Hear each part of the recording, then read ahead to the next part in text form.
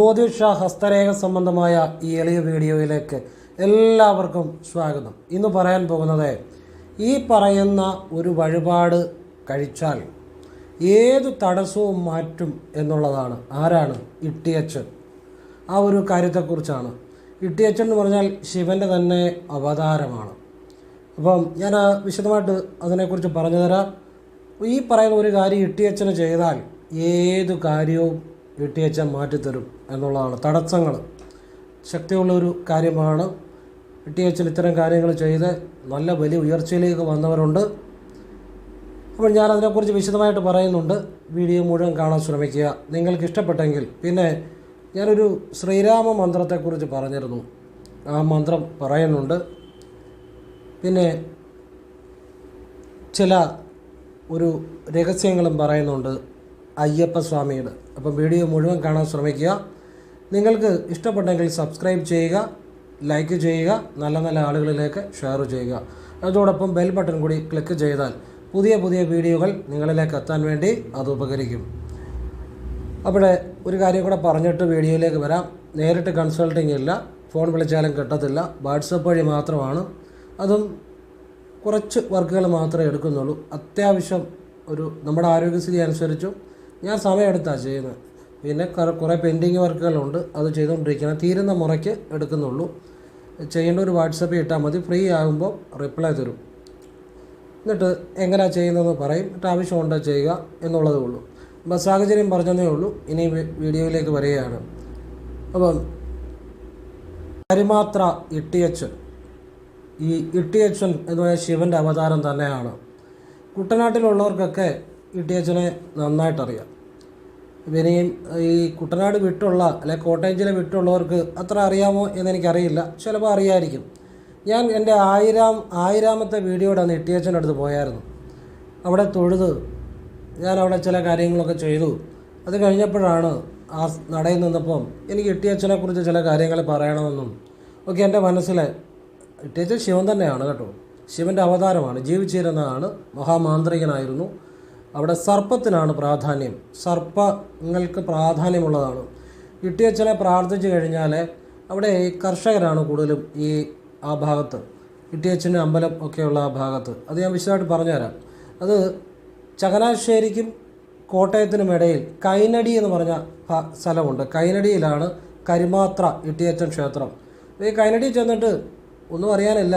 കൈനടിയിൽ ജംഗ്ഷനിൽ നിന്ന് കൈനടിയിൽ ഈ കരിമാത്ര ക്ഷേത്രം എന്ന് ചോദിച്ചാൽ മതി. കരിമാത്ര ആ ചെന്ന് കഴിയുമ്പം റോഡിൽ കൂടെ തന്നെയാണ്, ഒന്നും അറിയാമല്ലോ. റോഡ് സൈഡിൽ ചെന്ന് കഴിയുമ്പോൾ അവിടെ ആരോടെങ്കിലും ചോദിച്ചാൽ മതി. സൈഡിൽ ബോർഡ് വെച്ചിട്ടുണ്ട് കരിമാത്ര ഇട്ടിയച്ചൻ ക്ഷേത്രമെന്ന്. അപ്പം അല്ലെങ്കിൽ നിങ്ങൾ ഗൂഗിൾ മാപ്പ് ഉണ്ടെങ്കിൽ പോകാം, അല്ലെ ആരോടെങ്കിലും ചോദിച്ചു കഴിഞ്ഞാൽ പോകാം, കൃത്യമായിട്ട് പോകാം. അവിടെ എന്നും പോയി തൊഴാം.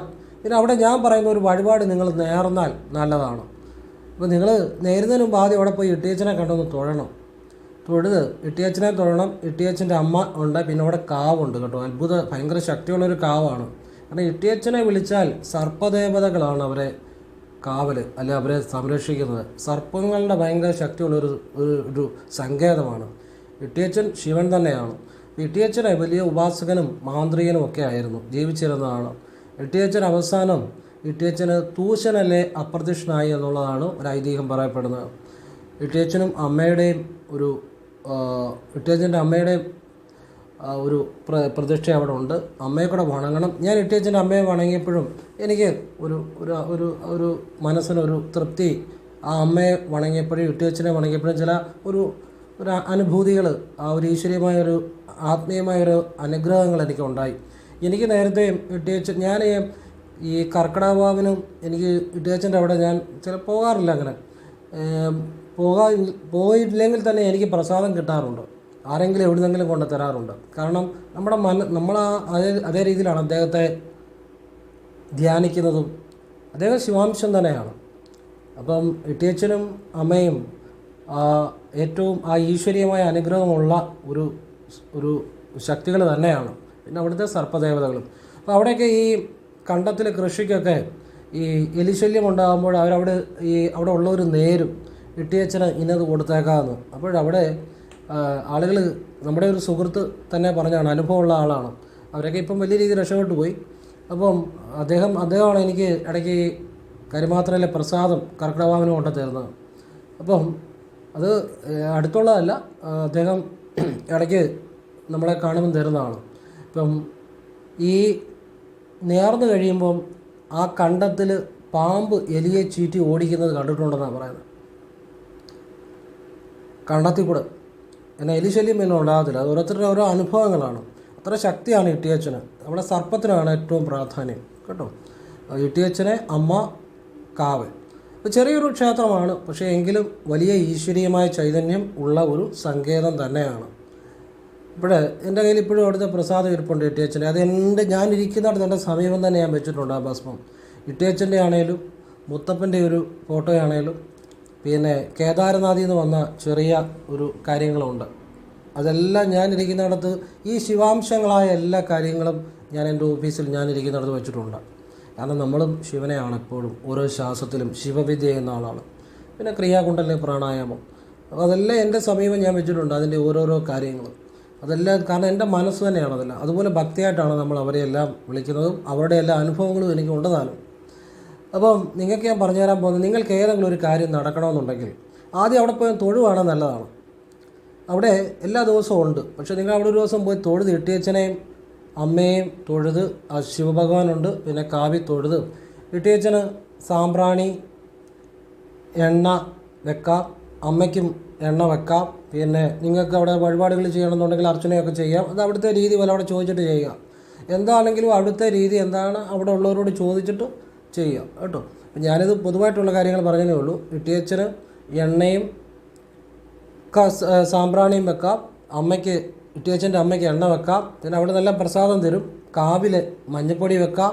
പിന്നെ അവിടെ ചോദിച്ചിട്ട് അവിടുത്തെ വിശേഷാലോ അല്ലെങ്കിൽ ഇഷ്ടമുള്ള കാര്യങ്ങൾ അവിടെ ചെയ്യുന്ന കാര്യങ്ങളോ അവിടുത്തെ ആളുകളുണ്ട്, അവരോട് ചോദിച്ചിട്ട് ഓരോരുത്തർക്ക് ഓരോ ചിട്ടയും രീതികളുണ്ട്. അവർ പറയുന്ന അനുസരിച്ച് കാര്യങ്ങൾ ചെയ്യാം. അതാണ് അതിൻ്റെ ശരി. കാരണം പലയിടത്തും പല ചിട്ടയും രീതികളും ഒക്കെ ഉണ്ട്. അതിനെ ബഹുമാനിക്കുക, അവർ പറയുന്ന കാര്യങ്ങളനുസരിച്ച് ചെയ്യുക എന്നുള്ളതാണ്. ഇപ്പം നിങ്ങൾ ഒരു ദിവസം ശനിയാഴ്ച ദിവസം കുളിച്ചീറനോടെ കിഴക്കോട്ട് തിരിഞ്ഞു നിന്നോ, വിളക്ക് കത്തിക്കുന്നിടത്ത് നിന്നോ, എവിടെ നിന്ന് വേണേലും, അല്ല കുളിച്ചീറനോടെ കുളിമുറി എന്നോ ചെയ്തുകൊണ്ട് കുഴപ്പമില്ല. കുളിമുറി എന്നുകൊണ്ട് ചെയ്യാം. തല തോർത്താൽ ചെയ്യുന്നാൽ അതിനൊരു ഫലം ഉണ്ടാവുകൊണ്ടാണ് പറഞ്ഞത്. ഇട്ടിയച്ചനെ വിളിച്ച് നിങ്ങളുടെ ഒരു കാര്യം, ഇപ്പോൾ ഗൾഫിലെ ഒരു ജോലി ആയിക്കോട്ടെ, അല്ലെങ്കിൽ നിങ്ങളുടെ ഒരു പരീക്ഷ ആയിക്കോട്ടെ, എന്താണേലും പ്രാർത്ഥിച്ച് അത് നടന്നു കഴിഞ്ഞാലുടൻ ഞാനൊരു വെള്ളം കുടി വഴിപാട് നടത്തിയേക്കാമെന്ന് പറയണം. വെള്ളം കുടി വഴിപാടെന്ന് പറഞ്ഞാൽ അവിടുത്തെ ഒരു വഴിപാടാണ്. 100 രൂപയാണ് അതിന്. ഞാൻ അവിടെ പോയി ഞാൻ രസീത് എടുത്തായിരുന്നു, അതുകൊണ്ടാണ് ഞാൻ പറഞ്ഞത്. അപ്പോൾ അത് നടന്നു കഴിഞ്ഞാൽ, നിങ്ങൾ നടന്നു കഴിഞ്ഞാൽ പോയി ചെയ്താൽ മതി. നിങ്ങളവിടെ പോയി രസീത് എടുത്തു കഴിഞ്ഞാൽ അന്നൊന്നും ചെയ്യത്തില്ല. അവർ ചില പ്രത്യേക ദിവസങ്ങളുണ്ട്, ആ ദിവസങ്ങളിലേ ചെയ്യത്തുള്ളൂ. അത് അവർ ചെയ്തോളും. നിങ്ങൾ പോയി രസീത് എടുത്താൽ മതി. നടന്നു കഴിഞ്ഞാൽ അങ്ങനെ പറയാവുള്ളൂ. നടന്നു കഴിഞ്ഞ് പോയി ചെയ്താൽ മതി, നന്നായിരിക്കും. കാരണം ഇട്ടിയച്ചന് ശിവൻ തന്നെയാണ്. ഞാൻ ആ നടയിൽ നിന്നപ്പോൾ എനിക്കുണ്ടായ ഒരു അന്തർജ്ഞാനം, അല്ലെങ്കിൽ എൻ്റെ മനസ്സിൽ തോന്നിയ ചില കാര്യങ്ങളാണ് നിങ്ങളുമായിട്ട് പങ്കുവയ്ക്കുന്നത്. ആ നടയിൽ നിന്നപ്പോൾ എൻ്റെ മനസ്സിൽ തെളിഞ്ഞ കാര്യങ്ങൾ, അല്ലെങ്കിൽ എൻ്റെ മനസ്സിൽ തോന്നിച്ച കാര്യങ്ങൾ ആണ് നിങ്ങൾക്ക് ഞാൻ പറഞ്ഞു തരുന്നത്. അപ്പോൾ ഏത് കാര്യവും നടക്കാൻ ഉപകരിക്കും. അതുപോലെ തന്നെ ഇട്ടിയച്ചനെ പ്രാർത്ഥിച്ചാൽ സർപ്പദോഷങ്ങളോ കാര്യങ്ങളോ ഒക്കെ മാറും. അവിടെ സർപ്പദേവതയ്ക്ക് വളരെ പ്രാധാന്യമുള്ളതാണ്. ഇട്ടിയച്ചനെ വിളിച്ചു കഴിഞ്ഞാൽ അതിന് അപ്പുറമില്ല എന്നുള്ളതാണ്. അത് അവിടെ ഉള്ളവർക്കൊക്കെ അനുഭവമാണ്. ഇനിയും ഈ കോട്ടയം വിട്ട് അല്ലെങ്കിൽ പത്തനംതിട്ട ആ ഏരിയയിലേക്കൊക്കെ അറിയാവുന്ന എനിക്കറിയത്തില്ല, മറ്റു ഭാഗങ്ങളിലേക്ക്. അതുകൊണ്ടാണ് ഞാൻ കൈനടി കരിമാത്ര ക്ഷേത്രം, അത് ചങ്ങനാശ്ശേരിയിൽ നിന്ന് വരികയാണെങ്കിൽ കോട്ടയത്തിന് പോകുന്ന വഴിക്ക് കൈനടി എന്ന് പറഞ്ഞ സ്ഥലത്തു നിന്ന് അകത്തോട്ട്, കൈനടി ജംഗ്ഷനിൽ നിന്ന് അകത്തോട്ട് പോകുമ്പോൾ കുറേ സഞ്ചരിക്കണം. സഞ്ചരിച്ച് കഴിയുമ്പോൾ അവിടെ കരിമാത്ര ഇട്ടിയച്ചൻ്റെ ക്ഷേത്രമുണ്ട്. അപ്പോൾ അത് നിങ്ങളോട് പറയണമെന്ന് തോന്നി. എനിക്ക് ആ നടയിൽ നിന്നപ്പം തോന്നിയ കാര്യമാണ് നിങ്ങളോട് പറയുന്നത്. എൻ്റെ മനസ്സിൽ ഇട്ടിയച്ചൻ തോന്നിച്ച കാര്യമാണ് ഞാൻ പറയുന്നത്. അപ്പോൾ അത് നിങ്ങൾക്ക് തീർച്ചയായിട്ടും പ്രയോജനപ്പെടും. കാരണം ഈ വെള്ളം കൂടി വഴിപാടിന് ഒരുപാട് ശക്തിയുണ്ട്. ഒരുപാട് ശക്തിയുണ്ട്. അതിനെക്കുറിച്ച് എനിക്ക് നന്നായിട്ട് അറിയാം ചില കാര്യങ്ങൾ. അതുകൊണ്ടാണ് പറഞ്ഞത്. സാധാരണ ഒരു വഴിപാട് പോലെ അല്ല വെള്ളം കൂടി വഴിപാട്. അത് ഒരുപാട് ശക്തിയുള്ളതാണ്. അത്രയും കാര്യങ്ങളൊക്കെ ചെയ്ത് ഇന്ന് വലിയ നിലയിലായവരുണ്ട് ഇട്ടിയച്ചൻ്റെ ഭക്തന്മാർ. അങ്ങനെ ഒരാളെ എനിക്ക് അടുത്തറിയാം. അദ്ദേഹമാണ് എനിക്ക് മിക്കവാറും ഈ അവിടുത്തെ പ്രസാദം കർക്കിടകവാവിന് കൊണ്ടുത്തരുന്നത്. അവരൊക്കെ നല്ല നിലയിൽ, നല്ല ഉയർച്ചയിലൊക്കെ നല്ല നിലയിലായി അച്ചട്ടാണ്. അപ്പോൾ ഇത് നിങ്ങൾക്ക് പ്രയോജനം ചെയ്യുന്ന ഒരു കാര്യമാണ്. അപ്പോൾ ഇപ്പം ദൂരെയുള്ളവരൊക്കെ ഇപ്പോൾ അവിടെ വരിക എന്ന് പറഞ്ഞാൽ നിങ്ങളുടെ സമയ സാഹചര്യം പോലെ ചെയ്യുക കേട്ടോ. ഇപ്പം ദൂരെയുള്ളവർക്കൊക്കെ അവിടെ ഇങ്ങനെയൊക്കെ എത്തിപ്പെടാൻ ചില ബുദ്ധിമുട്ട് കാണും. പക്ഷെ നിങ്ങളുടെ സമയ സാഹചര്യം പോലെ നിങ്ങൾക്ക് സാധിക്കുമെങ്കിൽ എപ്പോഴെങ്കിലും ഒന്ന് വന്ന് തൊടുന്നത് നല്ലതാണ്. ഇനി അവിടെ വന്നില്ലേ പോലും അവിടുത്തെ ഗൂഗിളിൽ അല്ല നെറ്റ് സെർച്ച് ചെയ്ത് നോക്കിയാൽ അമ്പലത്തെക്കുറിച്ച്, കരുമാത്ര ഇട്ടിയച്ചൻ ക്ഷേത്രത്തെക്കുറിച്ച് കാണും. ആ ഇട്ടിയച്ചൻ്റെ അങ്ങനെ അതൊന്ന് നോക്കിയിട്ട് നേർന്നാലും മതി. നേർന്നിട്ട് നിങ്ങളുടെ കാര്യം നടക്കുമ്പം വന്നാലും മതി. ദൂരെയുള്ളവർക്ക് അങ്ങനെ ചെയ്താലും മതി. അപ്പം ഇതെല്ലാം എൻ്റെ മനസ്സിൽ ഇട്ടിയച്ചൻ തെളിയിച്ചു തരുന്ന കാര്യങ്ങളാണ്, അതേപടിയാണ് പറയുന്നത്. ഇതിനകത്ത് എൻ്റെ യാതൊരു ഇതുമില്ല. എന്ത് തന്നെ തോന്നിച്ചേരുന്നോ അത് ഞാൻ പറയുന്നു. അല്ലെ എനിക്ക് അവിടെ നിന്നോ ഇട്ടിയച്ചൻ എന്തെൻ്റെ മനസ്സിൽ തെളിയിച്ചു എന്നോ അത് ഞാൻ പറയുന്നെന്നുള്ളൂ. അപ്പം നിങ്ങൾക്ക് നല്ലൊരു പ്രയോജനമുള്ള കാര്യമാണ്. നിങ്ങൾക്ക് ഒരു നടക്കാത്ത കാര്യങ്ങൾ, അല്ലെ പല തവണ ശ്രമിച്ചിട്ട് നടക്കാത്ത കാര്യങ്ങൾ, അങ്ങനെയൊക്കെ ഒരു ചിലപ്പോൾ ഇട്ടിയച്ചൻ്റെ അനുഗ്രഹം കൊണ്ടായിരിക്കും നിങ്ങളുടെ ജീവിതത്തിൽ നടക്കുന്നത്. ഇട്ടിയച്ചന് അതുപോലെ ശക്തിയുള്ള ഒരു എനിക്ക് ആ നടയിൽ നിന്നപ്പോൾ അദ്ദേഹത്തിൻ്റെ ആ ഒരു അനുഭവം, ആ ഒരു വളരെ ഇട്ടിയച്ചൻ്റെ അമ്മയും. അപ്പോൾ നിങ്ങൾ ഇട്ടിയച്ചൻ്റെ ഇതുപോലെ വെള്ളംകുടി വഴിപാട് നേരുമ്പോൾ അതോടൊപ്പം നിങ്ങൾ ഒരു കാര്യം കൂടെ പറയണം. ഇട്ടിയച്ചൻ്റെ അമ്മയുടെ നടയിലും നിങ്ങൾ ഒരു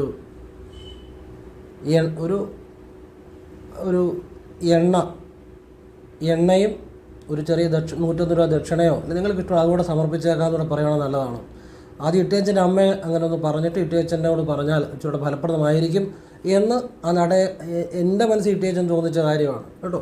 ഇതാരും പറഞ്ഞതൊന്നുമില്ല. എൻ്റെ മനസ്സിൽ നമുക്ക് ശിവവിദ്യ ചെയ്യുന്നതുകൊണ്ട് ശിവാംശങ്ങളായ നടകളിലൊക്കെ നിൽക്കുമ്പം എനിക്ക് പല അനുഭവങ്ങളും ഉണ്ടാകാറുണ്ട്. അപ്പോൾ അതാണ് ഞാൻ പറഞ്ഞത്. ഇട്ടിയച്ചൻ്റെ അമ്മയ്ക്ക് ആദ്യം ഒരു 20 രൂപയുടെ അല്ലെ ഒരു 40 രൂപയുടെ ഒരു എണ്ണ, ഒരു കുപ്പി എണ്ണ അല്ലെങ്കിൽ ഒരു 1/2 ലിറ്റർ എണ്ണ, നല്ലെണ്ണ നിങ്ങളുടെ ഇഷ്ടമുള്ള പോലെ നേരുക. എണ്ണയും ഒരു 101 രൂപയെ സമർപ്പിച്ചേക്കാം ഈ കാര്യം നടന്നു കഴിഞ്ഞാൽ. പിന്നെ ഈ കാര്യം നടന്നു കഴിഞ്ഞാൽ ഇട്ടിയച്ചന് വെള്ളംകുടി വഴിപാടോട് അവിടെ നടത്തിയേക്കാം എന്ന് പറയാം. ഇട്ടിയച്ചൻ്റെ ക്ഷേത്രത്തിൽ വെള്ളംകുടി വഴിപാടോട് നടത്തിയേക്കാം എന്ന് പറയാം. നടന്നു കഴിഞ്ഞാൽ അങ്ങനെ പറയണം. വ്യവസ്ഥ അങ്ങനെ വെക്കാവുള്ളൂ. നടന്നു കഴിയുമ്പോൾ നിങ്ങൾ പോയി ചെയ്താൽ മതി. പറയാൻ മനസ്സിലായില്ലേ? അങ്ങനെയാണ് നേരുന്നത്.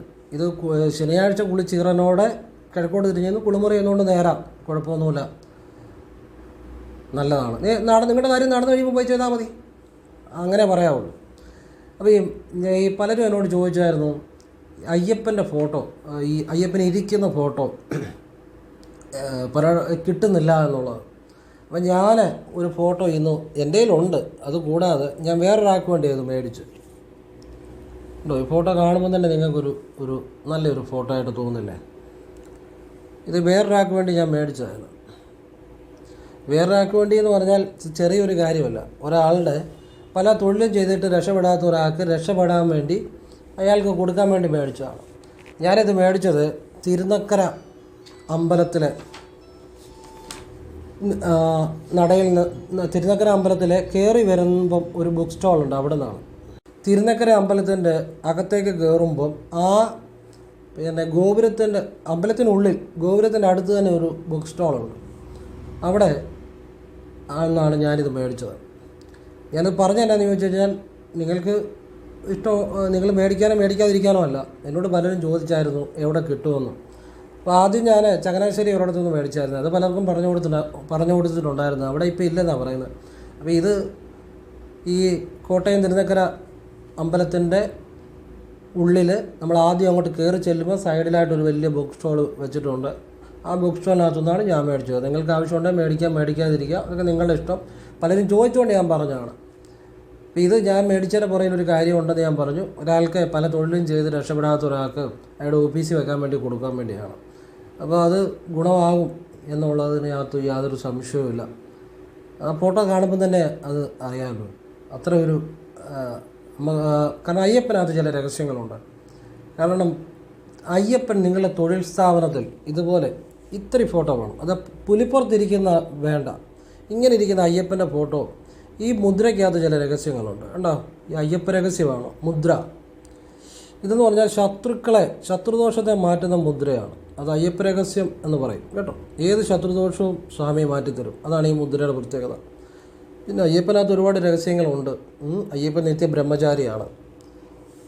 അപ്പോൾ അയ്യപ്പൻ ശബരിമല അയ്യപ്പനെ കുറിച്ചാണ് പറയുന്നത്. അപ്പോൾ അയ്യപ്പന് മഹാ തപസ്വിയാണ്. ഒരുപാട് കാര്യങ്ങളുണ്ട്. സ്വാമിയേ ശരണയ്യപ്പ എന്ന് വിളിക്കുമ്പോൾ തന്നെ നമ്മുടെ ഉള്ളിലെ സ്വാത്വിക ബോധം ഉണരും. നമ്മുടെ ഉള്ളിലെ സ്വാത്വിക ബോധം, ഈശ്വര ബോധം ഉണരും. പിന്നെ മാത്രമല്ല, സ്വാമിയേ ശരണയ്യപ്പ എന്ന് വിളിക്കുമ്പോൾ നമ്മളതിൽ ലയിക്കുകയാണ്. ലയിച്ചു കഴിയുമ്പോൾ നമ്മുടെ പാസ്റ്റും ഫ്യൂച്ചറും കട്ടാകുകയാണ്. നമ്മൾ ആ നിമിഷത്തിൽ വരികയാണ്, ആ പ്രസൻറ്റ് മൊമെൻറ്റിൽ വരികയാണ്. അപ്പോഴാണ് ശരിക്കും ആ ഒരു ദൈവികമായ അനുഗ്രഹം കൂടുതലായിട്ടുണ്ടാകും. സ്വാമിയേ ശരണയ്യപ്പ എന്ന് നീട്ടിയാണ് വിളിക്കേണ്ടത്. അത് ലയിച്ച് അവിടെ ലയം ഉണ്ടാകുന്നുണ്ട്. ലയം തന്നെയാണ് ആ ബ്രഹ്മാനുഭവം എന്നറിയുക. അങ്ങനെ അയ്യപ്പൻ്റെ കുറേ രഹസ്യങ്ങളുണ്ട്. അത് ഞാൻ പഴയ വീഡിയോകൾക്കകത്തൊക്കെ പറഞ്ഞിട്ടുണ്ട്. നിങ്ങളോട് ഞാനിന്ന് ഈ ഫോട്ടോയുടെ പലരും ചോദിക്കുന്നുണ്ട് എവിടെ കിട്ടുമെന്ന്. അപ്പോൾ ഇത് അയ്യപ്പൻ്റെ ഫോട്ടോ നിങ്ങളുടെ ബിസിനസ് സ്ഥാപനത്തിൽ വെച്ചാൽ ഒരിക്കലും ബിസിനസ്സിൽ പരാജയം ഉണ്ടാകുകയില്ല. അയ്യപ്പനൊരു കർപ്പൂരം കൂടെ കത്തിച്ച് കൈയും കാലും മുഖവും നനച്ചിട്ട് കർപ്പൂരം കൂടെ കത്തിച്ച് സ്വാമിയെ ശരണയ്യപ്പ വിളിച്ച് തൊട്ട് തൊഴുതാൽ മതി. ഇന്ന് ഞാൻ രാവിലെ വേറൊരു വഴിക്ക് പോയപ്പം എന്നെ ഇവിടെ ഓഫീസിന് അവിടെ കൊണ്ട് വിട്ടതും ഒരു ഫർണിച്ചർ ബിസിനസ് ചെയ്യുന്ന ഒരാളാണ്. പുള്ളിക്കാരനെ പണ്ട് പൊട്ടി തകർന്ന് ബിസിനസ്സൊക്കെ വളരെ പ്രതിസന്ധിയിലായ സമയത്ത് ഞാൻ ഇതുപോലെ അയ്യപ്പൻ്റെ ഒരു കാര്യം പറഞ്ഞു കൊടുത്തു. അങ്ങനെ പുള്ളി രക്ഷപ്പെട്ടു വന്നൊരു വ്യക്തിയാണ്. അപ്പം എന്നെ ഇവിടെ കൊണ്ട് വിട്ട് കഴിഞ്ഞപ്പോൾ ഞാൻ ചോദിച്ചു, നിങ്ങളിവിടെ വന്നതാണോ, അത് എന്നെ കൊണ്ട് വിടാൻ വേണ്ടി വന്നതാണോ എന്ന് ചോദിച്ചപ്പോൾ പുള്ളി പറഞ്ഞു, നിങ്ങളെ കൊണ്ട് വിടാൻ വേണ്ടി വന്നതാണെന്ന് പറഞ്ഞു. കാരണം അങ്ങനെ ഒരു ആത്മബന്ധം, ആ സ്നേഹം ഉണ്ടായത് ഞാൻ ഈ അയ്യപ്പൻ്റെ വിദ്യ ആ മനുഷ്യന് പറഞ്ഞു കൊടുത്തതാണ്. പുള്ളിയുടെ തൊഴിലിനകത്ത് പ്രയോജനം ചെയ്തു. ഇപ്പോൾ ഈ അയ്യപ്പൻ്റെ ഫോട്ടോ മേടിച്ച് വെച്ചിരിക്കുന്നതും വേറൊരാൾക്ക് തൊഴിൽ രക്ഷപ്പെടാൻ വേണ്ടി കൊടുക്കാൻ വേണ്ടിയാണ് ഞാൻ മേടിച്ച് കൊടുക്കുക. മനസ്സിലായില്ലേ? അപ്പോൾ ഒരാൾ രക്ഷപ്പെടട്ടെ എന്ന് വിചാരിച്ചാണ്. എന്ന് കരുതി എല്ലാവർക്കും ഞാൻ മേടിച്ച് കൊടുക്കുന്നു എന്നൊന്നും വിചാരിക്കരുത്. ഇത് ഒരാൾക്ക് കൊടുക്കുന്നതേ ഉള്ളൂ. എനിക്ക് തിരുനക്കരെ പോകേണ്ട ഒരു ആവശ്യം ഉണ്ടായിരുന്നു. അവിടെ ഞാൻ ഈ ഫോട്ടോ കണ്ടു. അപ്പോൾ ഒരാൾ രക്ഷപ്പെടുന്നതല്ലേ എന്ന് വിചാരിച്ച് മേടിച്ചു കൊടുത്തു. നമ്മളെല്ലാവരും പറഞ്ഞു കഴിഞ്ഞാൽ ചിലരുണ്ടാകും മുതലെടുത്ത് നമ്മളെ ശല്യം ചെയ്യുന്നത്. അങ്ങനെയൊന്നും പാടില്ല കേട്ടോ. ഞാനത് പറഞ്ഞതേ ഉള്ളൂ. അപ്പോൾ ഇതാണ് അയ്യപ്പൻ്റെ ഒരു സംഭവം. അയ്യപ്പൻ്റെ ഒരുപാട് രഹസ്യമുണ്ട് കേട്ടോ. വീട്ടിൽ വെച്ച് അയ്യപ്പൻ്റെ ഫോട്ടോ വെച്ച് കർപ്പൂരം കത്തിച്ചാൽ എല്ലാവിധ വീട്ടിലെ ഒരു നെഗറ്റീവ് എനർജികൾ മാറും. സംശയം വേണ്ട. നെഗറ്റീവ് എനർജികൾ മാറും, ഒരു സംശയം വേണ്ട.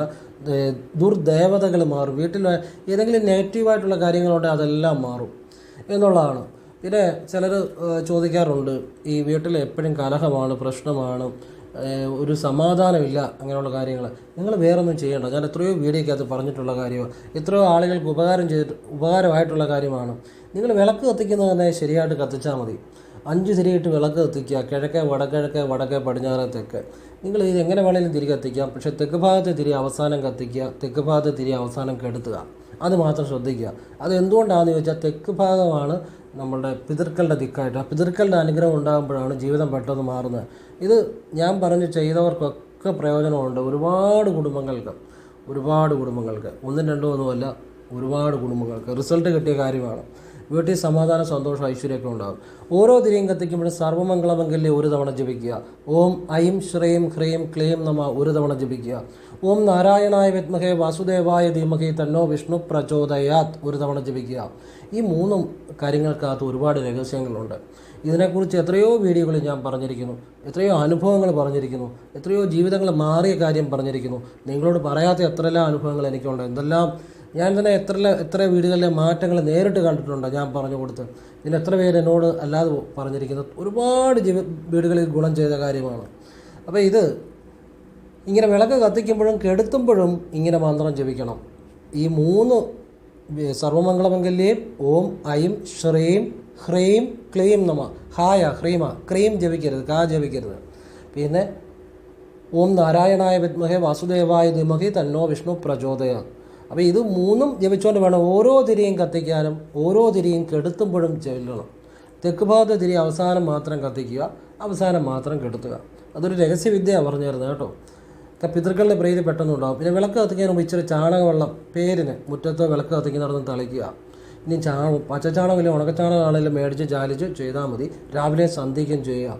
ആ വീട്ടിൽ സമാധാനം, സന്തോഷം, ഐശ്വര്യം എല്ലാം ഉണ്ടായി വരും. ഇത് ആദ്യമായിട്ട് പറയുന്ന കാര്യമല്ല. എത്രയോ ആളുകൾക്ക് പറഞ്ഞു കൊടുത്തു. എത്രയോ എത്രയോ ആളുകളുടെ ജീവിതം മാറി. അവരുടെയൊക്കെ അനുഭവങ്ങൾ എന്നോട് പറഞ്ഞിട്ടുണ്ട്.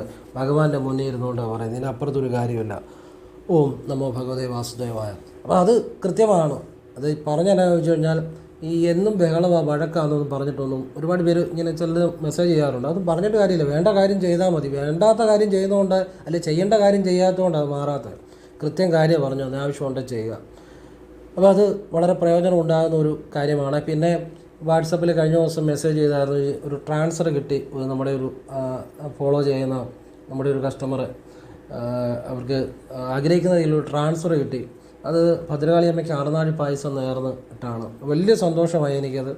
കാരണം അതൊക്കെ വലിയ സന്തോഷമാണ്. കാരണം ഓരോരുത്തരുടെ ജീവിതത്തിൽ ഓരോ മാറ്റങ്ങൾ ഉണ്ടാകുന്നു, അവരാഗ്രഹിക്കുന്ന രീതിയിലുള്ള മാറ്റങ്ങൾ. ഭദ്രകാളി അമ്മയ്ക്ക് സാധിക്കും, അതിൻ്റെ സംശയമൊന്നുമില്ല. അമ്മയ്ക്കാണ് അതിൻ്റെ എല്ലാ പ്രാർത്ഥനയും അമ്മയുടെ പാദങ്ങളിൽ. അമ്മയൊക്കെയാണ് അതിൻ്റെ എല്ലാം. നമ്മളവർ വഴി പറഞ്ഞു കൊടുത്തതേ ഉള്ളൂ. അമ്മയുടെ ശക്തിയാണല്ലോ. പിന്നെ സ്ഥലം വിറ്റ ഒരാൾ ഇന്നലെ വാട്സപ്പിൽ, അവർ ഒന്നിലധികം സ്ഥലങ്ങൾ വിറ്റെന്ന് പറഞ്ഞു. ഭദ്രകാളി അമ്മയ്ക്ക് അറുനാഴി പായസം നേർന്നു. വളരെ സന്തോഷം. അത് എന്നോട് പറഞ്ഞല്ലോ, അവർ പറഞ്ഞില്ല, ഞാൻ അറിയത്തില്ല. അത് പറയുന്ന ഒരു ഗുരുത്വമാണ്. എല്ലാവരും പറയണമെന്നൊന്നുമില്ല. അവനവൻ്റെ കാര്യങ്ങൾ കാണുന്ന കഴിയുമ്പോൾ ചിലർ വേണ്ടത്തില്ല. അങ്ങനെയുള്ള ഒരുപാട് പേരും ഉണ്ട് കേട്ടോ. പക്ഷെ എന്നാലും അധികം ആളുകളും, ഒരുപാട് നല്ല ആളുകളും ഉണ്ട്.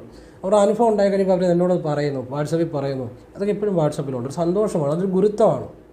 ഗുരുത്വം പൈസ കൊടുത്ത് മേടിക്കാൻ പറ്റത്തില്ല. പറഞ്ഞ് മനസ്സിലായല്ലേ? ഗുരുത്വം എന്ന് പറഞ്ഞാൽ, ഗുരു എന്ന് പറഞ്ഞാൽ ഈശ്വരൻ തന്നെയാണ്, ആ ഒരു പരമേശ്വരൻ തന്നെയാണ്. അതൊരു അനുഗ്രഹമാണ്. എന്നോട് പറയുമ്പോൾ എനിക്കൊരു സന്തോഷമാണ്. അപ്പോൾ അത് ഒന്നിലധികം സ്ഥലങ്ങൾ, അത് ഒരുപാട് സ്ഥലങ്ങൾ വിറ്റ അനുഭവങ്ങൾ ഞാൻ പറഞ്ഞിട്ടുണ്ട്, അല്ലെങ്കിൽ മേടിച്ച അനുഭവങ്ങൾ പറഞ്ഞിട്ടുണ്ട്. ഇത് അവരുടെ ഒരു അനുഭവം. 2 സ്ഥലങ്ങൾ അവർ വിറ്റെന്ന് പറഞ്ഞാൽ, ഒരാളൊരു സ്ഥലം വിൽക്കുന്നത് അവർക്കൊന്നുമില്ലെങ്കിൽ നിവൃത്തിയില്ലാതെ വരുമ്പോഴാണ്. അപ്പോൾ ഒരു രക്ഷപ്പെടാനുള്ള ഒരു മാർഗ്ഗമാണ്, ഒരു കച്ചിത്തുരുമ്പാണ്. അപ്പോൾ അത് നമ്മൾ പറഞ്ഞ കാര്യം ചെയ്തത് നിസ്സാര കാര്യങ്ങളാണ്. 450 രൂപ 600 രൂപയേ ഉള്ളൂ അറുനാഴി പായസത്തിന്. അങ്ങനെയുള്ള ലളിതമായ കാര്യങ്ങൾ ഞാൻ പറയത്തുള്ളൂ. ക്ഷേത്രത്തിൽ ചെയ്യാവുന്ന, അല്ലാതെ എൻ്റെ പുറകെ നടക്കണമെന്നോ അല്ലെങ്കിൽ വലിയ വലിയ കാര്യങ്ങൾ ചെയ്യണമെന്നോ ഒന്നും ഞാൻ പറയാറില്ല.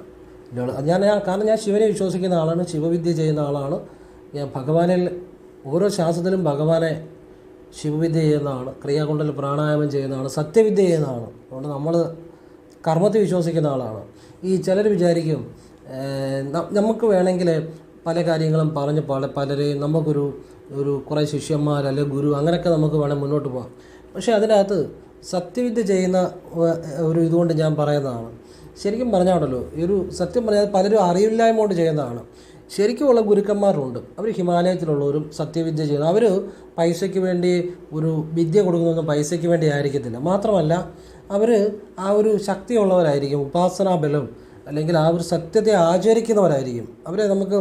അവരെ വേഷഭൂഷാദികൾ കൊണ്ടോ ഒന്നും നമുക്കവരെ തിരിച്ചറിയാൻ പറ്റത്തില്ല. അവധൂത അവസ്ഥയിലെത്തിയവരൊക്കെ അവർ ചിലപ്പം നടന്നു കഴിഞ്ഞാൽ ഒരു വലിയ നല്ല വസ്ത്രങ്ങളൊന്നും ആയിരിക്കത്തില്ല. ഈ അവധൂതന്മാർ അവരൊക്കെയാണ് ശരിക്കും ശക്തിയുള്ളതും ശരിക്കുമുള്ള ഗുരുക്കന്മാർ അവരൊക്കെയാണ്. പറഞ്ഞാൽ മനസ്സിലായല്ലോ? അതാണ് ശരിക്കുമുള്ള ഗുരുക്കന്മാർ, അവധൂതന്മാരെ കുറിച്ചൊക്കെ ഇപ്പോൾ എല്ലാവർക്കും അറിയാമായിരിക്കും.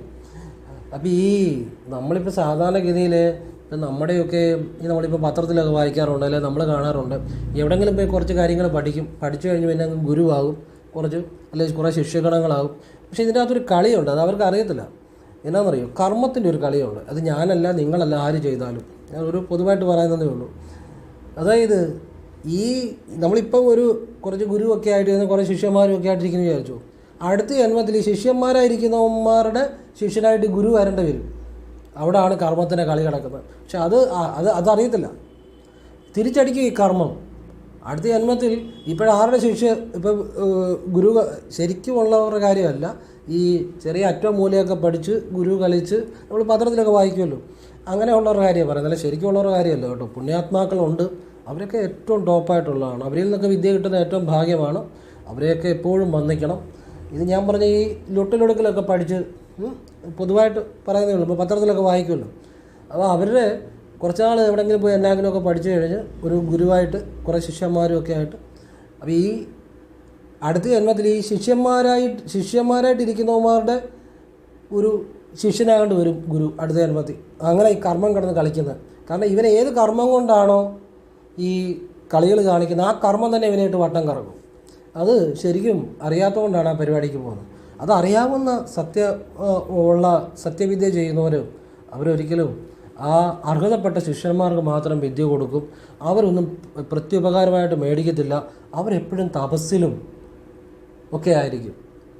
അവരെപ്പോഴും സത്യം ആചരിക്കുന്നവരായിരിക്കും. കാരണം അവർ ആ സത്യവിദ്യ അറിയുന്നവരാണ്. അല്ല അവർ ഒരുപാട് ആളുകളെ കൂട്ടുക അല്ലെങ്കിൽ ഒരുപാട് ആളുകളുടെ മുന്നിൽ അങ്ങനെ ഒരു ഒരു ഒരു ഷോ കാണിക്കുക എന്നുള്ളതല്ല. അവർ അർഹതപ്പെട്ട ചിലപ്പോൾ 1000-ൽ ഒരുത്തനായിരിക്കും വിദ്യ കൊടുക്കുന്നത്. അതുപോലെ അവരതിന് പ്രതിഫലമൊന്നും മേടിക്കത്തില്ല. അതുപോലെ അവർക്ക് ചിലപ്പം വീടും കൂടുമൊന്നും കാണണമെന്നില്ല. അവധൂതന്മാരായിട്ട് നടക്കുന്നവരായിരിക്കും. അവർ കൈ ഇങ്ങനെ വെച്ചത് അനുഗ്രഹിച്ചാൽ മതി, അല്ലെങ്കിൽ നോക്കിയാൽ മതി. നോട്ടം കൊണ്ടും കിട്ടും ദീക്ഷ പല രീതിയിൽ കിട്ടും. അതൊക്കെ ഒരുപാട് കാര്യങ്ങളുണ്ട്. മന്ത്രദീക്ഷയെക്കുറിച്ച് അല്ലെങ്കിൽ ദീക്ഷയെക്കുറിച്ച് ഇനി ഒരു വീഡിയോ ചെയ്യണമെന്ന് ഞാൻ വിചാരിക്കുന്നു. പല രീതിയിൽ ദീക്ഷ കിട്ടാം, ഗുരുവിൻ്റെ നോട്ടം കൊണ്ട് കിട്ടാം. ഇനിയും നമ്മളൊരു ഗുരുവിനെ ധ്യാനിച്ചാൽ, ആ മാനസ ഗുരുവായിട്ട് ധ്യാനിച്ചാൽ പോലും അത് കൃത്യമായിട്ട് ചെയ്യുവാണെങ്കിൽ ആ ഗുരുവിൻ്റെ അനുഗ്രഹം കിട്ടുമെന്നുള്ളതാണ്. ഗുരു നമ്മളിലേക്ക് വരും. സത്യഗുരുവിൻ്റെ കാര്യമാണ് പറഞ്ഞത്. സത്യഗുരുക്കന്മാരുണ്ട്. അവർ വളരെ ശക്തിയുള്ളവരാണ്. അവരുടെ ഒരു നോട്ടം മതി ഒരാളുടെ ജീവിതം മാറാൻ. അവരൊക്കെ അവധൂത അവസ്ഥയിലെത്തിയവരായിരിക്കും പലരും. അവരൊന്നിനോടും ആഗ്രഹമില്ലാത്തവരും, അവർ കുടുംബം, വീട് ഇതൊന്നും കാണുന്നില്ല. അവരെപ്പോഴും ഇങ്ങനെ ധ്യാനത്തിലും ഒക്കെ ആയിരിക്കും. അവർക്കൊന്നിൻ്റെ ആവശ്യമില്ല. അവർ വസ്ത്രാദികളിൽ പോലും അവർ ഒന്നും ശ്രദ്ധിക്കുന്ന ആളുകളായിരിക്കത്തില്ല. വല്ലപ്പോഴും ഒന്ന് ആഹാരം കഴിക്കും. അങ്ങനെയുള്ള അവധൂത അവസ്ഥയിലെത്തിയവരുണ്ട്. അതാണ് യഥാർത്ഥ ഗുരുക്കന്മാർ. എന്ന് പറഞ്ഞാൽ ആ ഈശ്വരനെ അനുഭവിക്കുന്ന ആ അവധൂതാവസ്ഥയിലെത്തിയ ഗുരുക്കന്മാർ. അവരുടെയൊക്കെ ഒരു അനുഗ്രഹം കിട്ടിയാൽ മഹാഭാഗ്യം. അങ്ങനെയുള്ളവരെ കാണുമ്പം നമിക്കണം എന്നുള്ളതാണ്. അപ്പോൾ ഇതെല്ലാം നമ്മൾ തന്നെ എന്താണെന്ന് ശരിക്കും മനസ്സിലാക്കണം. ശരിയായ കാര്യങ്ങളുടെ പുറകെ എപ്പോഴും പോവുക. ഞാൻ പൊതുവായിട്ട് പറഞ്ഞതേ ഉള്ളൂ. നമ്മുടെ ഈ ചുറ്റും കാണുന്ന ഒരു പല പല അനുഭവങ്ങളുടെ അടിസ്ഥാനത്തിൽ പറഞ്ഞതേ ഉള്ളൂ. നല്ലതുകൊണ്ട് ചീത്തയുണ്ട്. നല്ലതിനെ സ്വീകരിക്കുക, ചീത്ത കാര്യങ്ങളെ പുറകെ പോകാതിരിക്കുക. അത് നമ്മളാണ് തീരുമാനിക്കേണ്ടത്, മറ്റുള്ളവരല്ല. അവനവനാണ് തീരുമാനിക്കേണ്ടത്. അപ്പോൾ ഞാൻ എപ്പോഴും പറയാറുണ്ട്, നിങ്ങൾ എവിടെയെങ്കിലും ചെന്ന് നിങ്ങളെ ഒരാൾ കബളിപ്പിക്കപ്പെടുകയാണെങ്കിൽ 50% അയാളുടെ ഒരു കഴിവാണ്. 50% നിങ്ങൾ അനുവദിച്ചിട്ടാണ്. നിങ്ങളുടെ ഭാഗത്ത് 50% തെറ്റുണ്ട്, 50% അയാളുടെ ഭാഗത്തും. നിങ്ങൾ 50% നിങ്ങളുടെ ഭാഗത്ത് നിങ്ങളത് വിചാരിച്ചാൽ നിങ്ങൾ ഒരു അബദ്ധത്തിലും പോയി ചാടത്തില്ല. കാരണം നിങ്ങൾക്ക് ബുദ്ധിയുണ്ട്, ഈശ്വരൻ ചിന്തിക്കാൻ കഴിവ് വന്നിട്ടുണ്ട്, പത്രം വായിക്കുന്നവരാണ്, പത്രത്തിൽ ദിവസം വാർത്തകളുണ്ട്. അപ്പോൾ നിങ്ങൾ നല്ലതേത് ചീത്ത ഏതാണെന്ന് തിരിച്ചറിയാനുള്ള ബുദ്ധി നിങ്ങൾക്കുണ്ട്. നിങ്ങൾ അനുവദിക്കുന്നതുകൊണ്ടാണ് നിങ്ങളെ ഒരാൾ ഏതെങ്കിലും രീതിയിൽ കബളിപ്പിക്കുന്നുണ്ടെങ്കിൽ കബളിപ്പിക്കുന്നത്. അപ്പോൾ നിങ്ങൾ അനുവദിച്ചില്ലേ നിങ്ങളെ ആരും കബളിപ്പിക്കത്തില്ല. നിങ്ങൾ അനുവദിക്കുന്നതുകൊണ്ടാണ്. അതങ്ങ് മാറ്റണം. നിങ്ങൾ നിങ്ങളുടെ ബുദ്ധിക്കും യുക്തിക്കും ആലോചിച്ച് നിങ്ങൾക്ക് ശരിയെന്ന് തോന്നി ആര് പറഞ്ഞാലും നിങ്ങൾക്ക് ശരിയെന്ന് തോന്നുന്നത് നിങ്ങളുടെ ബുദ്ധി കൊണ്ടും യുക്തി കൊണ്ടും, നമുക്ക് എല്ലാത്തിനും ഈശ്വരൻ ബുദ്ധി തന്നിട്ടുണ്ട്. ചിന്തിച്ച് ശരി മാത്രം സ്വീകരിക്കുക, അല്ലെങ്കിൽ നല്ലത് തോന്നുന്നത് സ്വീകരിക്കുക, ആവശ്യമില്ലാത്ത കാര്യങ്ങൾ പുറകെ പോകാതിരിക്കുക. എല്ലാത്തിലും ഉണ്ട് നല്ലതും ചീത്തയും. എല്ലാത്തിലും നല്ലതിനെ സ്വീകരിക്കുക, മോശമായ കാര്യങ്ങളെ പുറന്തള്ളുക എന്നുള്ളതാണ്. അപ്പോൾ ഞാൻ എൻ്റെ ചില അഭിപ്രായങ്ങൾ പറഞ്ഞതേ ഉള്ളൂ. എനിക്ക് ഇഷ്ടമുണ്ടെങ്കിൽ സ്വീകരിക്കുക, അല്ലാതെ തള്ളിക്കളയാം. പൊതുവായിട്ട് എനിക്ക് തോന്നിയ ചില കാര്യങ്ങൾ, എൻ്റെ അഭിപ്രായങ്ങൾ, നിരീക്ഷണങ്ങൾ പറഞ്ഞതേ ഉള്ളൂ. നിങ്ങൾക്ക് ഇഷ്ടമുണ്ടെങ്കിൽ സ്വീകരിക്കുക, തള്ളിക്കളയാം, അതൊക്കെ നിങ്ങളുടെ ഇഷ്ടം. അപ്പോൾ ഞാൻ ഒരു ചെറിയ കാര്യം കൂടെ പറഞ്ഞിട്ട് നിർത്തുകയാണ്. അതായത് എനിക്ക് ഒരാളുടെ അനുഭവമാണ്. അദ്ദേഹം ഒരു 7:30 ശനി സമയത്ത്, അദ്ദേഹം ഒരു ഹൈന്ദവ വിശ്വാസിയല്ല, പുള്ളി ഈ 7:30 ശനി സമയത്ത് മറ്റൊരു വിശ്വാസമാണ്. അപ്പം 7:30 ശനി എന്നാലും നല്ലൊരു മനുഷ്യനാണ്. അപ്പോൾ ഒരു വർഷങ്ങൾക്ക് മുമ്പുള്ള ഒരു അനുഭവമാണ്. അപ്പോൾ ഇദ്ദേഹത്തിനൊക്കെ ഈ കോൺട്രാക്റ്റ് ബേസിൽ വർക്കൊക്കെ എടുത്ത് ചെയ്യുന്ന ജോലിയാണ്. അപ്പം അങ്ങനെ നല്ല രീതിയിൽ വർക്കുള്ള ഒരു സമയം. അങ്ങനെ ഇയാൾ നല്ല രീതിയിൽ രക്ഷപ്പെട്ട് വരുമ്പോൾ ആ സമയത്ത് ഇദ്ദേഹത്തിന് ഒരു 7:30 ശനിയൊക്കെ അടുത്ത് വരുന്ന ഒരു സമയമായിരുന്നു. ഇദ്ദേഹത്തിനോട് ആരാണ്ട് പറഞ്ഞു, നിങ്ങൾ വേറൊരു പ്രസ്ഥാനം ചെയ്യാൻ പറഞ്ഞു, സ്വന്തമായിട്ട് നല്ല ലാഭമാണ്, മൊത്തം ലാഭമാണെന്ന് പറഞ്ഞു. അപ്പോൾ ഈ പുള്ളിക്ക് 7:30 ശനി സമയത്താണ്. അപ്പോൾ ഇത് നമ്മളോട് സംസാരിക്കുമ്പോൾ നമ്മൾ 7:30 ശനിയാണെന്നൊക്കെ ഇദ്ദേഹത്തോട് പറയുന്നുണ്ട്. പക്ഷേ പുള്ളി അന്ന് വിശ്വാസമില്ലാത്ത ആളാണ്. പിന്നെ നമ്മൾ കൂടുതൽ പറയാറില്ല. വിശ്വാസം അത് ഓരോരുത്തരുടെ ഇഷ്ടമാണ്, നമ്മൾ പിന്നെ അതിനെക്കുറിച്ച് പറയാറില്ല. അങ്ങനെ ഈ മനുഷ്യൻ വളരെ കഷ്ടപ്പെട്ട് ഈ മനുഷ്യൻ ചെയ്തുകൊണ്ടിരുന്ന തൊഴിൽ കളഞ്ഞിട്ട് ഒരു പരിചയമില്ലാത്ത ഒരു പ്രസ്ഥാനത്തിൻ്റെ പുറകെ ആരാണ്ട് പറഞ്ഞത് കേട്ട് പോയി ഒരുപാട് കഷ്ടപ്പെട്ട് ഒരുപാട് അതിന് വേണ്ടി പരീക്ഷകൾ അല്ലെങ്കിൽ സർട്ടിഫിക്കറ്റുകളൊക്കെ പല രീതിയിലുള്ള പുള്ളി കഷ്ടപ്പെട്ട് അതിൻ്റെ കാര്യങ്ങൾ എല്ലാം നേടിയെടുത്തു. അവസാനം കച്ചവടമൊന്നുമില്ല, അല്ലെങ്കിൽ ആ കഷ്ടപ്പെടുന്ന അനുസരിച്ചുള്ള ഒരു റിസൾട്ട് ഇല്ലാതെ, ഇപ്പം വളരെ ഒരു കഷ്ടപ്പെടുന്ന അനുസരിച്ചുള്ള റിസൾട്ട് ഇല്ലാതെ പുള്ളി പഴയ തൊഴിൽ ചെയ്തിരുന്നെങ്കിൽ, ആ പഴയ കോൺട്രാക്ട് ബിസിനസ് ചെയ്തത് അതായിരുന്നു പുള്ളിക്ക് ഗുണം. അപ്പം പുള്ളി അങ്ങനെ ഒരു അവസ്ഥയിലാണ്. 7:30 ശനി സമയത്ത് എടുത്തൊരു തീരുമാനം ഞാൻ പറഞ്ഞു, ഈ ഏഴര ശനിയെക്കുറിച്ച് ഒരു കാര്യം നിങ്ങൾക്ക് പ്രയോജനം ഉണ്ടാകും, അതുകൊണ്ടാണ് പറഞ്ഞത്. ഈ കണ്ടകശനിയല്ല, ഏഴര ശനി സമയത്ത് എടുക്കുന്ന തീരുമാനങ്ങൾ വളരെ ശ്രദ്ധിച്ച് വേണം. ഞാൻ എപ്പോഴും പറയാറുണ്ട്, നിങ്ങൾക്ക് ഏഴര ശനിയാണെന്നുണ്ടെങ്കിൽ ആ സമയത്ത് ജോലി വിട്ടിട്ട് വേറെ ജോലിയിലോട്ട് പോകാനും ഒക്കെ തോന്നും. കഴിവതും ജോലി ഉപേക്ഷിക്കരുത്. ഏഴര ശനി സമയത്ത് പുതിയൊരു ജോലി കിട്ടാൻ ബുദ്ധിമുട്ട് വരും. കിട്ടിയാൽ തന്നെയും അത് അത്ര ഗുണകരമാകണമെന്നില്ല. ഞാൻ പലപ്പോഴും പറയാം, അത് ഏഴര ശനി സമയത്ത് എടുക്കുന്ന ഏതൊരു തീരുമാനവും വളരെ ശ്രദ്ധിക്കണം. കാരണം ഏഴര ശനി സമയത്ത് നമ്മുടെ ഈ ബുദ്ധി ബോധം ശരിയായിട്ട് വർക്ക് ചെയ്യത്തില്ല. ശരിയായ തീരുമാനം എടുക്കാൻ നമുക്ക് ചിലപ്പം പറ്റിയെന്ന് വരത്തില്ല. അല്ല വേറെ കാര്യമൊന്നുമില്ല. ശരിയായിട്ടൊരു തീരുമാനം എടുക്കാൻ നമുക്ക് പറ്റിയെന്ന് വരത്തില്ല. അപ്പോൾ ഇദ്ദേഹം പിന്നീട് ഈ അടുത്ത കാലത്ത് എന്നെ കൊണ്ട് പുള്ളിയുടെ കൈ കാണിച്ചിട്ട് ചോദിച്ചു, ആകെ ബുദ്ധിമുട്ടാണ്, എങ്ങനെയാണെന്ന് ചോദിച്ചു. ഞാൻ പറഞ്ഞു, ഒരു 6-8 മാസത്തിന് ശേഷം ഇദ്ദേഹം നല്ലൊരു മാറ്റത്തിലേക്ക് വരും, പുതിയൊരു ഡെവലപ്മെൻറ്റിലേക്ക് വരും. ഈ ബിസിനസ്സൊക്കെ വിടാൻ സാധ്യതയുണ്ട്, വേറെ പഴയ ബിസിനസ്സിലേക്ക് തന്നെ പോകും. അത് പുള്ളിക്ക് വളരെ സന്തോഷമായി. പിന്നെ ചില കാര്യങ്ങളോട് ഞാൻ പറഞ്ഞു കൊടുത്തു, പുള്ളിക്ക് പറ്റുന്ന ചില നല്ല കാര്യങ്ങളും ഒക്കെ പറഞ്ഞു കൊടുത്തു. പക്ഷേ എങ്കിൽ പോലും ഈ മനുഷ്യൻ കുറേ അനുഭവിച്ചു. ഏഴര ശനി സമയത്ത് നല്ല തൊഴിലുണ്ടായിരുന്നു ഒരു മനുഷ്യൻ, നല്ല സ്വന്തമായിട്ട് ചെയ്ത ഒരു കോൺട്രാക്ട് ബിസിനസ്, അത് കളഞ്ഞിട്ട് ഇപ്പം പുള്ളി പുതിയൊരു പ്രസ്ഥാനത്തിലേക്ക് വന്നു. എല്ലാം സ്വന്തമായിട്ട് തന്നെ പുള്ളി ചെയ്യുന്നത്. പുതിയൊരു പ്രസ്ഥാനത്തിലേക്ക് വന്നപ്പം പഴയ പ്രസ്ഥാനത്തിൽ നിന്നും അതിന് ഒരു ഓർഡറുകളും കിട്ടാതായി. അങ്ങനെ ഒരു അവസ്ഥയായി. അപ്പോൾ ഇത് ശരിക്കും പറഞ്ഞാൽ ഒരു പരിധി വരെ പുള്ളി വരുത്തി വെച്ചത് തന്നെയാണ്. കാരണം ഈ സമയം നമുക്ക് ആനുകൂല്യമാണോ എന്ന് ചിന്തിക്കണം ഏതൊരു കാര്യത്തിനും. പിന്നെ നമുക്ക് പറ്റുന്നതാണോ, പുതിയൊരു പ്രസ്ഥാനം എന്ന് പറയുമ്പോൾ നമ്മുടെ കൈ നിൽക്കുന്നതാണോ, ഇതൊക്കെ അവനവൻ ചിന്തിക്കണം. ഇതൊക്കെ ഒരു സമയദോഷമുണ്ട്, കുറച്ച് നമ്മൾ പുള്ളി ചിന്തിക്കാതെ ചെയ്തതിൻ്റെ ഉണ്ട്. അപ്പം ഞാൻ നിങ്ങളോട് ഇത് പറഞ്ഞ എന്തിനാണെന്ന് ചോദിച്ചു കഴിഞ്ഞാൽ, ഏഴര ശനി സമയത്ത് ഏത് തീരുമാനങ്ങൾ ഓരോരുത്തർ പറയും, ആ ബിസിനസ് നല്ലതാണ്, ഈ ബിസിനസ് നല്ലതാണ്, മൊത്തം ലാഭമാണെന്ന് പറയും. പക്ഷേ എല്ലാം നഷ്ടപ്പെട്ട് കഴിയുമ്പോഴാണ് ആരും കാണത്തില്ല. അതുകൊണ്ട് ഏഴര ശനി സമയത്ത് നിങ്ങൾ എടുക്കുന്ന ഏത് തീരുമാനവും പുനഃപരിശോധിക്കണം. വളരെ ശ്രദ്ധയോടുകൂടിയേ ചെയ്യാവുള്ളൂ. പുതിയ കാര്യങ്ങൾ ചെയ്യുന്ന വളരെ സൂക്ഷിച്ച് വേണം. പൈസ മുടക്കി നഷ്ടപ്പെടാൻ സാധ്യത വളരെ കൂടുതലാണ്. പിന്നെ ഏഴര ശനി സമയത്ത് നിങ്ങൾക്ക് ചെയ്യാവുന്ന ഒരു നല്ല വഴിപാട് ഞാൻ പറഞ്ഞുതരാം. ഭഗവാന്റെ അനുഗ്രഹം ഉണ്ടെങ്കിൽ നല്ല ബുദ്ധി തോന്നും, ഒരാപത്തുകളെ തടയും, ധനനഷ്ടങ്ങളെ തടയും. ശിവഭഗവാന് നിങ്ങളുടെ പക്കനാളിന് പാൽപ്പായസം, കൂവളത്തില കൊണ്ട് ഭാഗ്യസൂക്താർച്ചന, വെള്ള നിവേദ്യം, ഇത് പക്കനാൾ തോറും നൽകിയാൽ ഒരു പരിധി വരെ ഭഗവാൻ നിങ്ങളെ ഒരാപത്തിലും ചാടിക്കത്തില്ല. നിങ്ങൾക്ക് ധനനഷ്ടം ഉണ്ടാകാതെ നിങ്ങളെ രക്ഷപ്പെടുത്തും. ഒരു കുഴപ്പമില്ലാതെ ജീവിതത്തിൽ നന്നായിട്ട് മുന്നോട്ട് പോകാൻ പറ്റും. അങ്ങനെ നന്നായിട്ട് മുന്നോട്ട് പോയാൽ നിങ്ങൾക്ക് നിങ്ങളുടെ കുടുംബത്തിനെ ഒക്കെ അത് ഗുണം ചെയ്യും. അങ്ങനെ നിങ്ങൾക്കൊരു മാറ്റം ഉണ്ടാകും, നമുക്ക് സന്തോഷം. അത്രയേ ഉള്ളൂ. അപ്പം ഞാനിതെല്ലാം ശിവഭഗവാനിൽ തന്നെ സമർപ്പിച്ച് പറഞ്ഞു തരുന്ന കാര്യങ്ങളാണ്. പിന്നെ ക്രിയാകുണ്ടലിൻ്റെ പ്രാണായാമം നിങ്ങൾക്ക് സാധിക്കുമെങ്കിൽ നിങ്ങളുടെ ജീവിതത്തിൽ എപ്പോഴെങ്കിലും നല്ല ഗുരുക്കന്മാരിൽ നിന്ന്, അത് ഞാൻ ആരുടെയും പേരൊന്നും പറയത്തില്ല, ഞാൻ അങ്ങനെയുള്ള പരിപാടിയൊന്നും എനിക്കില്ല. നിങ്ങൾക്ക് തോന്നുന്ന ഞാൻ കൊടുക്കുന്നില്ല ഇപ്പോൾ ആർക്കും, ഇപ്പോഴൊന്നും ആർക്കും ഞാൻ അത് ഉദ്ദേശിക്കുന്നില്ല, ഞാൻ അതിനുവേണ്ടി പറയുന്നുമില്ല. നിങ്ങൾക്ക് നമുക്കല്ല അതിനോട് ബുദ്ധി ഈശ്വരൻ തന്നിട്ടുണ്ട്. നിങ്ങൾ ആലോചിച്ച് അന്വേഷിച്ച് നിങ്ങൾക്ക് നല്ലതെന്ന് തോന്നുന്ന ഗുരുക്കന്മാരിൽ നിന്ന് ക്രിയാകുണ്ടലിൻ്റെ പ്രാണായാമം സ്വീകരിച്ചാൽ നല്ലതാണ്. അത് ഏറ്റവും ശ്രേഷ്ഠമായൊരു വിദ്യയാണ്.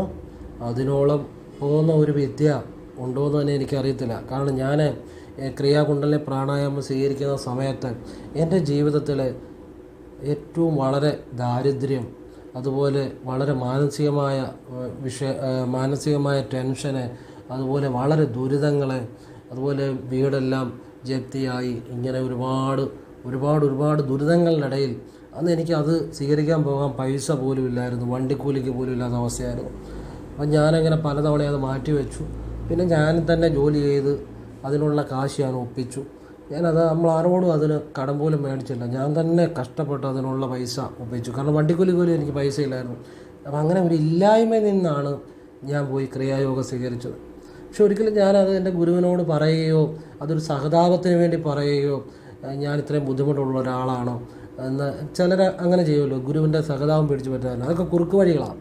നമ്മളെ ആരോടും സഹതാപം പിടിച്ചു പറ്റാൻ വേണ്ടി മനഃപൂർവ്വം ഓരോന്ന് പറയുക അതൊന്നും എനിക്കിഷ്ടമുള്ള കാര്യമല്ല. അതൊക്കെ ഓരോ ലക്ഷ്യം വെച്ച് പറയുന്നതാണ്, അതൊന്നും ഒരിക്കലും ചെയ്യരുത്. അപ്പോൾ എനിക്ക് വേണമെങ്കിൽ എൻ്റെ ഗുരുവിനോട് അന്ന് പറയാമായിരുന്നു, എനിക്ക് ഇച്ചിരി പൈസ അല്ലെ എനിക്ക് ബുദ്ധിമുട്ടുണ്ട്, അങ്ങനെയൊക്കെ.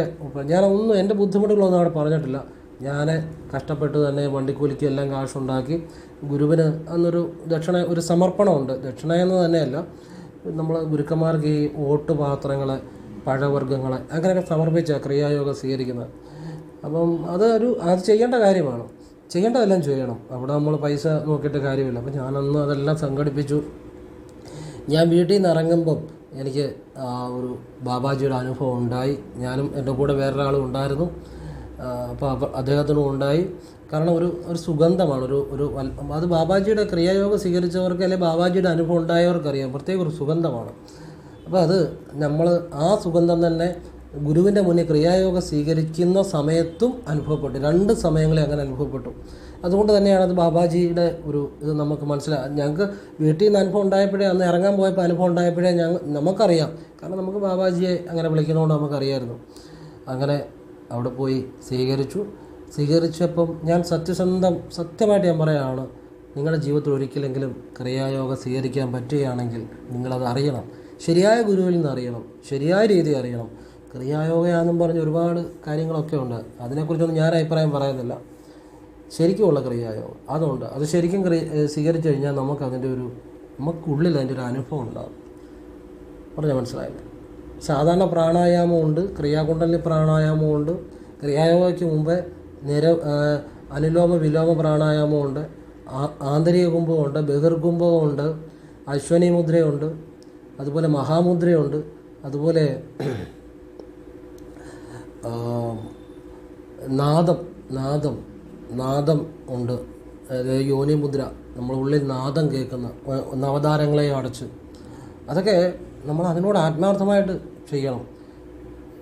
അത് കഴിഞ്ഞാണ് അവസാനം ക്രിയാകുണ്ടലിനി പ്രാണായാമം. ഇത് ഞാനിവിടെ ബാബാജിയുടെ ഫോട്ടോ വെച്ച് ബാബാജിക്ക് ഒരു ലൈറ്റൊക്കെ ഇട്ട് എൻ്റെ ഒരു ആദരവ് ബാബാജിയെ ഞാനപ്പോൾ ഒരു ബാബാജിയെ സ്മരിച്ചുകൊണ്ട് തന്നെയാണ് പറയുന്നത്. അതുകൂടാതെ ഞാൻ വേറൊരു ശിവവിദ്യയും ചെയ്യുന്ന ആളാണ്, ഗോരക്കറുടെ ഒരു വിദ്യയും ചെയ്യുന്ന ആളാണ്. അപ്പം ഇത് നിങ്ങളുടെ ജീവിതത്തിൽ അതൊരു അനുഭവമാണ് കേട്ടോ. നിങ്ങളുടെ കർമ്മദോഷങ്ങളെ, നിങ്ങളുടെ പാപകർമ്മങ്ങളെ, ജന്മാനുജന്മങ്ങളായിട്ടുള്ള പാപങ്ങളെ ഒക്കെ മാറ്റാൻ ഈ ക്രിയായോഗയ്ക്ക് സാധിക്കും. അപ്പോൾ അത് സത്യസന്ധമായ സനാതനമായ സത്യവിദ്യ, അതായത് നിങ്ങൾക്കൊരു ഗുരുവിനെ മനസ്സിലാക്കണമെങ്കിൽ അയാളുടെമായിട്ട് നിങ്ങൾ അടുത്തിടപെടുക. അയാൾ ചെയ്യുന്ന കാര്യങ്ങൾ എന്താണ്, സ്വാർത്ഥതയോടുകൂടി ലാഭത്തിന് വേണ്ടി ഒക്കെ ചെയ്യുവാണെങ്കിൽ ഈശ്വരനെ അറിഞ്ഞിട്ടില്ല എന്ന് തന്നെയാണ് അർത്ഥം. പറഞ്ഞാൽ മനസ്സിലായാലും ഒരു ബിസിനസ്സായിട്ട് അല്ല അങ്ങനെയുള്ള കാര്യങ്ങൾ ചെയ്യുവാണെങ്കിൽ അർത്ഥം അതൊരു ബിസിനസ്സാണ്, ഒരു ഇവൻറ്റ് മാനേജ്മെൻറ്റ് പോലെ ഒരു ബിസിനസ്സാണ്. അപ്പോൾ ഇപ്പോൾ നിങ്ങളിപ്പോൾ ഒരു അവധൂതനെ കണ്ടു, അദ്ദേഹം ചിലപ്പം നിങ്ങളെ ഒന്ന് നോക്കിയാൽ മതി. അല്ലെങ്കിൽ അതുപോലുള്ള നല്ല ഗുരുക്കന്മാരുണ്ട്, ഈ അവധൂതനല്ലേ പോലും അവരുടെ സ്വഭാവത്തിൽ, അവരുടെ ജീവിതചര്യയിൽ, അവരുടെ പ്രവൃത്തിയിൽ ഒക്കെ നമുക്ക് മനസ്സിലാകാം അവർ ആ സത്യസന്ധമായ ഒരു രീതിയാണ് ഫോളോ ചെയ്യുന്നത് നമുക്കറിയാം. അങ്ങനെ നിങ്ങളുടെ ബുദ്ധിക്കും യുക്തിക്കും ശരിയെന്ന് നിങ്ങൾക്ക് തോന്നുക, അതിൻ്റെ ഗുണവും ദോഷവും അനുഭവിക്കേണ്ട നിങ്ങളാണ്. നിങ്ങൾ നല്ലതിൽ ചെന്നാൽ നല്ലത് അനുഭവിക്കാം, നിങ്ങളായിട്ട് ചെയ്ത അബദ്ധത്തിൽ ചെന്ന് ചാടിയാൽ നിങ്ങളാണ് അതിൻ്റെ മോശം അനുഭവിക്കേണ്ടി വരും. അപ്പോൾ നിങ്ങൾ നല്ലത് തിരഞ്ഞെടുക്കാൻ ശ്രമിക്കുക. നല്ല ഗുരുക്കന്മാരെ കിട്ടണമെന്നുണ്ടെങ്കിൽ നിങ്ങൾ ഈശ്വര എനിക്കൊരു സദ്ഗുരുവിനെ, നല്ല ഗുരുവിനെ കാണിച്ചു തരണേ എന്ന് ഈശ്വരനോട് പ്രാർത്ഥിക്കുക. പിന്നെ നിങ്ങളുടെ ബുദ്ധിക്കും യുക്തിക്കും നിങ്ങൾ ചിന്തിച്ച്, അത് ചില വർഷങ്ങളെടുത്തെന്നിരിക്കാം, അല്ലെങ്കിൽ നിങ്ങൾക്ക് സാധിക്കുമെങ്കിൽ നല്ല രീതിയിലുള്ള ആളുകൾ ഒരുപാടുണ്ട് കേട്ടോ. നല്ല രീതിയിലുള്ള ആളുകൾ ഒരുപാടുണ്ട്. അതുപോലെ ഒരു 90% ആളുകളും നല്ല രീതിയിൽ തന്നെ മുന്നോട്ട് പോകുന്നവരാണ്. പിന്നെ 10% ഒക്കെ ഉള്ളൂ ഒന്നും അറിയാതെ ചുമ്മാ ഓരോ മണ്ടത്തരങ്ങളും പറഞ്ഞ് ഒക്കെ ഒരു കാര്യങ്ങൾ പോകുന്നത്. പക്ഷേ 90% ആളുകൾ നല്ല ആളുകൾ തന്നെയാണെന്നാണ് എൻ്റെ ഒരു അഭിപ്രായം. അപ്പോൾ നിങ്ങൾ തന്നെ നിങ്ങളുടെ യുക്തിക്കും ബുദ്ധിക്കും ശരിയെന്ന് തോന്നുന്ന കാര്യങ്ങളെ മാത്രം സ്വീകരിക്കുക, ആലോചിച്ച് അന്വേഷിച്ച്. അതിന് നിങ്ങൾ മാത്രമായിരിക്കും ഉത്തരവാദി. അപ്പം ഞാൻ എൻ്റെ ഗുരുവിനെ കണ്ടെത്തിയത് എനിക്ക് അദ്ദേഹത്തെ അത് ശരിയെന്ന് ബോധ്യപ്പെട്ട ശേഷമാണ്. അദ്ദേഹം സമാധിയായി. അപ്പോൾ അദ്ദേഹം നമുക്ക് ശരിക്കുമുള്ള വിദ്യ സത്യസന്ധമായിട്ട് അദ്ദേഹം തന്നു. അത് നമ്മുടെ ഒരു ഭാഗ്യം കൂടാണെന്ന് ഞാൻ വിചാരിക്കുന്നു. അത് നമ്മളിന്നും ചെയ്തു പോരുന്നു. പിന്നെ ശിവവിദ്യയും ചെയ്തു പോരുന്നു. എല്ലാവരും ഭഗവാൻ അനുഗ്രഹിക്കണം. എല്ലാം നല്ല കാര്യങ്ങൾ മാത്രമാണ്. ശിവോഹം. ഓം കൃഷ്ണായ നമഃ.